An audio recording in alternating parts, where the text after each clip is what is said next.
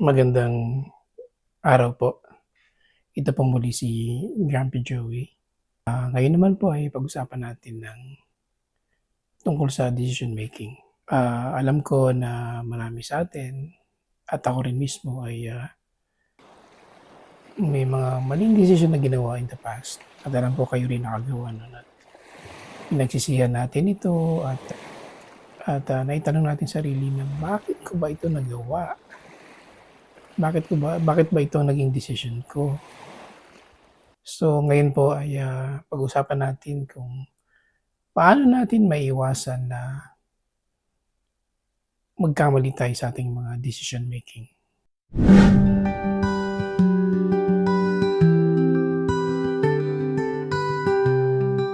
Ayon po sa 1 Corinthians 10:31, so whether you eat or drink or whatever you do it all for the glory of God.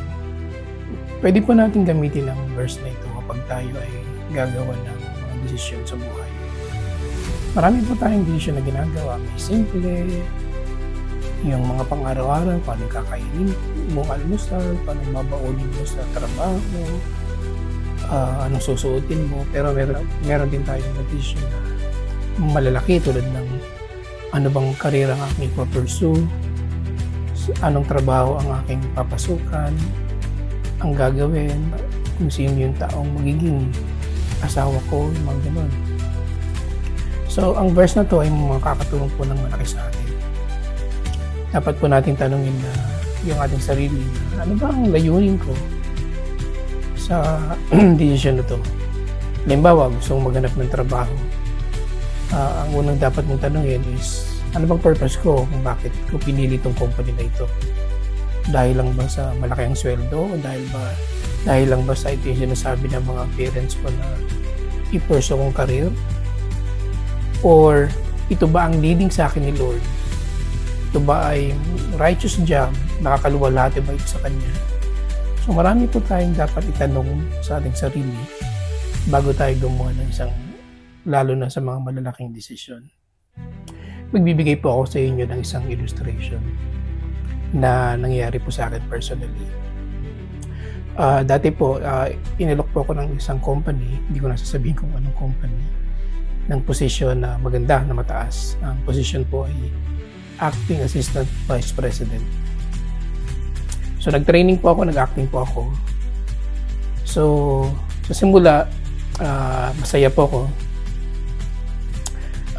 Tinanggap ko siya, so ginagawa ko na po yung trabaho. So eventually,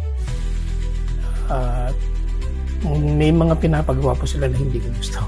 Kumbaga, Christian na po ako ng time na yun, baby Christian po ako. Pero nakokonsensya po ako sa ilang mga pinapagawa nila tulad ng pag magre-renew na po ng business permit, inutusan po ako na lagyan ko yung government employee, kumbaga mag-bribe ako, gano'n. Meron din sila mga pinapagawa na taguan yung suppliers na dahil walang pambayad yung company, mga ganun. Pero nung pinapagawa nila sa akin yung mga parang ayoko na, parang ganun. Ang mali ko po noon is hindi ko pinag-pray kung tatanggapin ko ba yung vote na yun. Kumbaga nasilaw po ako sa sweldo kasi malaki sweldo yun ng posisyon na yun kapag nakuha ko siya. So sana hindi niyo po magaya yung mali kong decision noon. Sana matuto po kayo dito sa aking example. Pero nung sinunod ko po yung kalooban ni Lord, doon ko lang na-realize na kapag ginawa mo pala yung tama. Pero eventually nag-resign po kasi ako nung nilid ako ni Lord sa ibang trabaho. At na-realize ko na kapag sinunod pala natin si Lord is mas maganda pala yung ating mapupuntahan. Yun, naranasan ko yun personally sa aking career. Ang susunod kong verse na pwede niyong gamitin ay ang Proverbs 3:5-6. Ito, makakatulong po ito sa inyong decision making. Ayun po dito, trust in the Lord with all your heart and lean not on your own understanding. In all your ways, submit to Him and He will direct your path. Noong ako po ay bata pa, na ikikwento po sa akin ng father ko na minsan daw ay pumupunta siya sa Quiapo at nagpapahula doon ng kanyang future tungkol sa kanyang career. So gusto ko pong sabihin sa inyo na ayaw po ni Lord na umasa po tayo sa mga manghula or sa mga horoscope. Gusto po ni Lord na tayo po ay umasa sa Kanya. Siya po ang ating lapitan bago tayo gumawa ng mga desisyon. Siya po kasi dahil siya po ang nakakalam ng ating future, mas kilala niya tayo, alam niya ating strength and weaknesses, at alam niyo po yung gifts na binigay sa atin. Bibigyan ko po ulit kayo ng illustration na may connect po dito sa trusting the Lord. Meron pong biling sa akin si Lord dati na isang work na hindi po ako sigurado kung gusto ko siya, pero nag-show up po ako dun sa interview. So in-interview po nila ako, nagpasa ko yung interview, nasagot ko naman yung mga tanong. So pero nung tinatanong ako ng interviewer ko kailan po ako pwede magsimula, parang nag-freeze po ako, parang hindi ako sigurado na gusto ko yung work. So hinihintay po hinihintay ng interviewer yung sagot ko, kasi sa iba hindi na talaga ako pagbibigyan. So sa madalit salita, tinanggap ko po siya na deep inside mabigat sa kalooban ko. So pinasukan ko po yung work. Pag may schedule ako, pinapasukan ko siya kahit na parang mabigat sa kalooban ko yung work na yun. Parang saglit lang yung tinagal ko doon, parang ilang buwan lang. At after nun, nakita ko rin po yung work na gusto ko.